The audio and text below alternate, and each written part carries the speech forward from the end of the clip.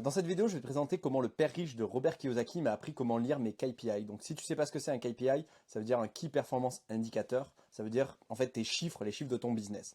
Et donc vous avez peut-être tous lu ce livre, Rich Dad Poor Dad, Père riche, Père pauvre de Robert Kiyosaki.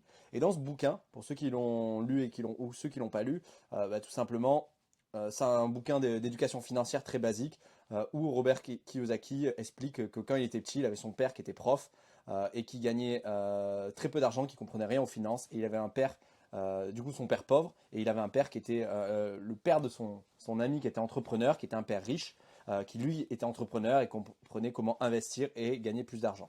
Et donc ce gars-là, qui était le père riche de Robert Kiyosaki dans le livre, en fait, il s'appelle Kit Cunningham. Et c'est un entrepreneur américain, c'est un ami de Tony Robbins, qui est pas loin d'être milliardaire et qui a investi dans des centaines et centaines de business au cours de sa carrière et qui est un des meilleurs experts en finance. Et moi, j'ai eu la chance de faire un séminaire où il était intervenant, d'ailleurs plusieurs fois. C'est le séminaire Business Mastery de Tony Robbins. Et donc, je vais vous dévoiler dans cette vidéo qu'est-ce qui m'a appris pour lire mes chiffres et comment optimiser ça pour gagner plus d'argent avec ton business. Du coup, le premier chiffre à regarder euh, quand vous avez un business, ça va être le coût d'acquisition. Parce qu'il faut savoir que moi, j'analyse beaucoup de business de clients, j'analyse des dizaines et des dizaines de business tous les jours. Je leur fais des recommandations sur comment grossir. Et donc, la première chose que je vais regarder, c'est le coût d'acquisition. Parce que, admettons que vous avez une offre à 10 000 euros. Ben, votre coût d'acquisition, ça devrait être maximum 20%, c'est-à-dire 2 000 euros.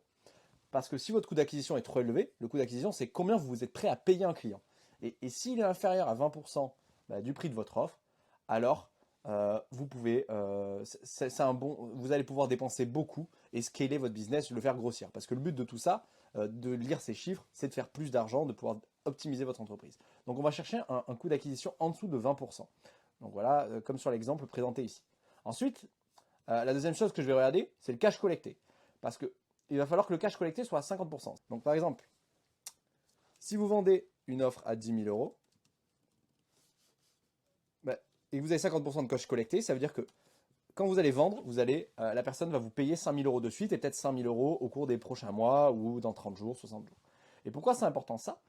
Parce que si vous avez un cash collecté qui est en dessous de 50%, qui est par exemple de 10-20%, et que vous collectez que 1000 euros, vous allez avoir l'impression que vous avez beaucoup d'argent, que vous avez gagné 10 000 euros parce que vous avez signé un contrat d'une valeur de 10 000 euros, mais en fait, vous avez que 1000 euros sur votre compte. Et donc, ça va être difficile. Si un client, il vous coûte 2000 euros à acquérir, bah, vous avez que 1000 euros sur votre compte. Donc, vous pensez, ah, j'ai signé un client à 10 000, c'est bon, je vais pouvoir redépenser de la publicité, acquérir plein d'autres clients. Bah non, en fait, vous ne pouvez pas parce que vous avez collecté que 1000 euros. Et donc, vous allez avoir des problèmes de trésorerie et des problèmes de ce qu'on appelle de cash flow, de gestion de flux de trésorerie. Donc, c'est pour ça que en fait, on peut pas. Souvent, un entrepreneur, quand il se lance, il pense qu'il peut, que le chiffre d'affaires, c'est le plus important. Mais non, ce qui est le plus important, c'est le chiffre d'affaires encaissé. Et même ce qui est encore plus important, ce sont les profits. Les profits encaissés. Donc, c'est qu'est-ce que je gagne vraiment et que je peux dépenser sur mon compte. Ensuite, la prochaine chose que je vais regarder, une fois qu'on a optimisé ça, ça va être le lead to booking. Ça veut dire, en fait, sur mon budget publicitaire, euh, quel est le pourcentage de prospects qui réservent un appel. Donc vous allez avoir un tunnel classique type VSL, type tunnel groupe Facebook, où vous avez des gens qui s'inscrivent, qui donnent leur adresse mail, qui donnent leur numéro de téléphone. Combien vous en avez qui réservent un appel avec vous pour leur vendre votre accompagnement. Et ça, on va essayer de viser les 10 à 20%, parce que ça va vous permettre tout simplement d'avoir plein de personnes à qui vous allez pouvoir faire des offres et développer votre activité.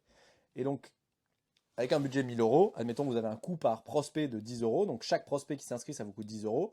Vous avez 100 prospects qui s'inscrivent, va vous falloir réserver 10 à 20 appels. Et si vous n'avez pas ça, c'est qu'il y a quelque chose que vous faites mal dans votre process, ça veut dire que peut-être que vous mettez trop de temps avant de contacter vos prospects, peut-être que vous les appelez pas au téléphone, peut-être que il y a plein de choses qui peuvent être améliorées, mettre une séquence email, leur donner des ressources de valeur.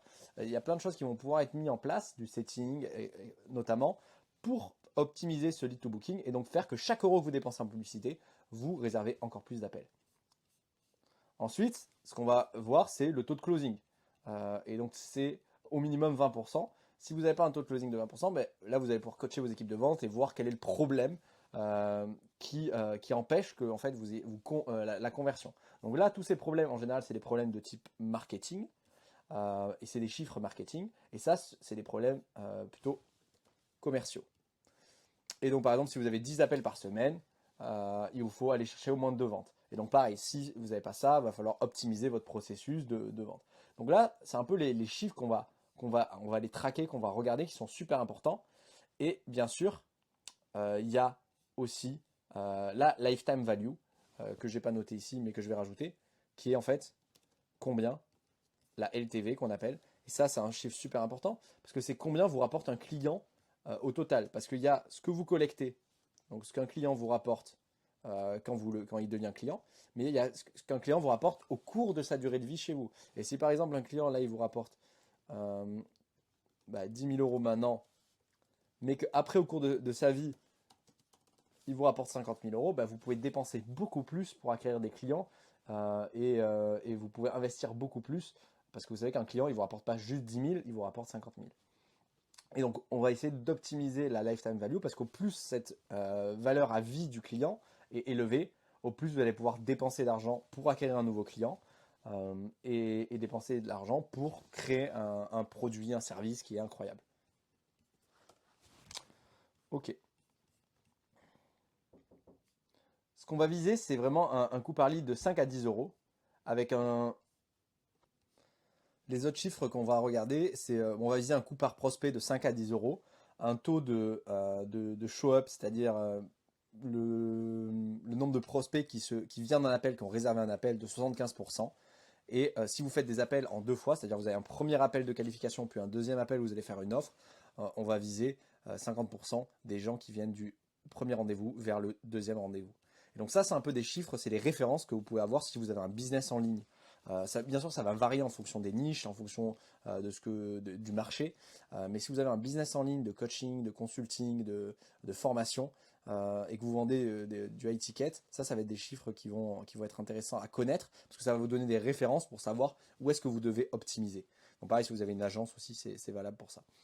Voilà, donc pour finir, voici la citation de justement Kit Cunningham, le père riche. Il vous dit, avoir des meilleures optiques, des meilleurs chiffres, vous pourrez prendre des meilleures décisions et donc vous allez gagner plus d'argent. Et là, c'est Warren Buffett, qui a une fortune de plus de 100 milliards, qui nous dit, si vous ne savez pas lire le tableau d'affichage, vous ne connaissez pas le score. Si vous ne connaissez pas le score, vous ne pouvez pas distinguer les gagnants des perdants. Et c'est pour ça que c'est pas très sexy de regarder ces chiffres-là. Mais si vous voulez vraiment devenir un entrepreneur et grandir et développer votre entreprise, vous devez la piloter, pas par vos émotions, mais par les chiffres.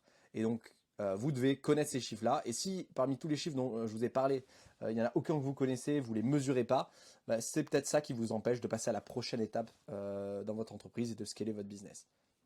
Si cette vidéo t'a apporté de la valeur, tu peux cliquer sur le lien qui est sous cette vidéo et réserve un appel de consulting de 15 minutes offert. Et comme ça, on verra ensemble comment on peut optimiser ces différents chiffres pour t'aider à passer à la prochaine étape de croissance avec ton business. Je te dis à bientôt. Salut!